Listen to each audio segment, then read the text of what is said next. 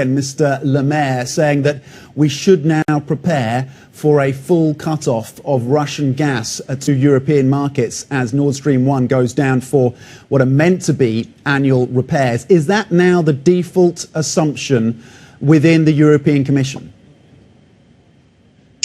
Well, indeed, already the natural gas security of supply situation is serious and it is likely going to get worse. So right now, 12 member states are directly affected by the partial cut-off of Russian gas. In June, flows from Russia were down to 1/3 compared to the June last year. And now, after yesterday's maintenance started for Nord Stream 1, the flows are even lower. But we have been preparing since the beginning of this year. So to create a buffer for heating season, because Europe consumes significantly more gas when it's cold to heat our houses. To create this buffer, we introduced an obligation to fill our underground gas storage by at least 80% by 1st of November. And this filling operation is ongoing. So right now it's already higher than 60%. And we strongly suggest that member states should continue this filling. And already in May, we presented a Repower EU proposal. That helps us to get rid of this vulnerability that we do have. Our dependence on Russian gas definitely is a vulnerability. And we introduced several actions. One of those is diversifying our gas supplies. And since the beginning of this year, we have seen record volumes of LNG deliveries to Europe. So LNG deliveries from the United States have almost tripled. OK, let's go back to the question. There's a lot to unpack there, Commissioner, and it is a topic, of course, of great importance. And you talk about the need to get up to 80% in terms of storage, gas storage by November. What is your level of confidence that that target will indeed be met? Well, if there is a full disruption, it is difficult. And that's why we have to prioritize also other work streams. So one of those is fuel switch, where we can use alternative fuels. And we will prioritize, of course, renewables. But for this heating season, other fuels might be useful too. There we will do that. We will switch from gas-fired power plants to renewables. But some member states have also announced that for this winter season, they will postpone the phase out of coal-fired power plants too. And then, if there is a full disruption, we have to also prioritize savings. So savings as preemptive savings already now in the middle of the summer, because if our demand is lower, then it helps member states to continue the filling operations of gas storage. And well, underground gas storage gives us this necessary buffer if there will be disruption and if there will be a cold and long winter, then storage, accompanied with alternative gas flows via pipeline from Norway, Azerbaijan and Algeria and LNG deliveries will help us to get through this winter. So it sounds like there are contingency plans in place at the Commission being drawn up for rationing of gas. Which industries would be prioritised at this point? Well, right now we have to understand that preemptive saving, that means that not only industry, but also households can change their behavior. And that means that in the middle of the winter, we might avoid a situation that there will be curtailment of some industrial sectors. We can save by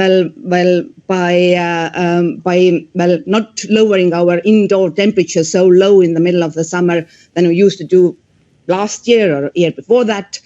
We can also prioritize other kind of activities that help us to save gas. And for that, European Commission already in May, together with International Energy Agency and director of this, Dr. Birol, we introduced a saving plan. Of course, if there will be a trouble in the winter, then households are protected consumers, so they don't have to be afraid that they will not manage to heat their homes. Okay, Commissioner, the markets are betting on higher prices still in 2024. Is that also the outlook from the European Commission? Can we expect prices to rise even further up until 2024? Well, European Commission set a joint purchase platform in place that helps us to pool our demand and negotiate with our trusted trading partners.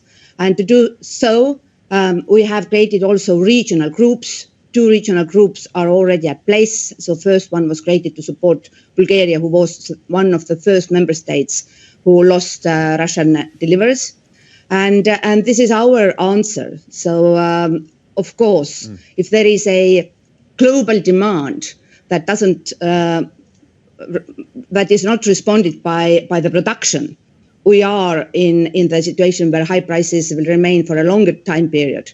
But we will negotiate with our partners, and on top of that, if we manage to cut the demand, if consumption is down, then it should also have an impact to our natural gas prices. And Commissioner, obviously the gas crisis, the energy crisis in Europe is a significant drag on growth, and we're seeing that permeating, of course, and becoming ever more salient. Is it now inevitable that the Eurozone is going to end up in recession as a result of the shortages that we're seeing? Well, it's difficult to predict, but we do our utmost to avoid the severe impact to our GDP and our employment rates. And to achieve that, to achieve a milder impact, we have to propose preemptive measures that can avoid the situation that there will be curtailment needs in the middle of the winter.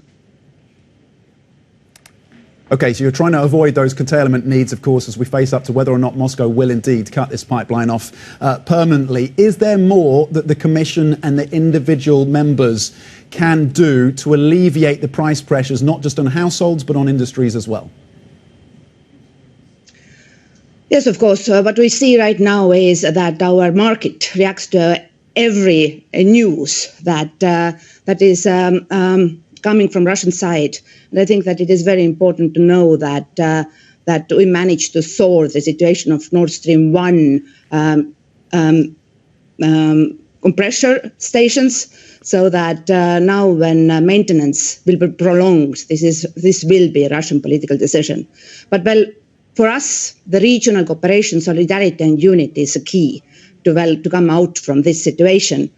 There are member states who are dependent on their neighbours because they are landlocked and they don't have direct access to LNG terminals. But there is a solid network in place. So we are coordinating the supply routes, alternative routes, and how they can use reverse flows. We are also promoting the solidarity agreements so that neighbours can use underground gas storage if they don't have their own. And this is from the security of supply side. On price side, Commission has given advice to member states what they can do to protect their households and businesses. There are different work streams, from taxing, from direct temporary support schemes, and also how to tackle those windfall profits that this current situation of extremely high energy prices are also there across Europe.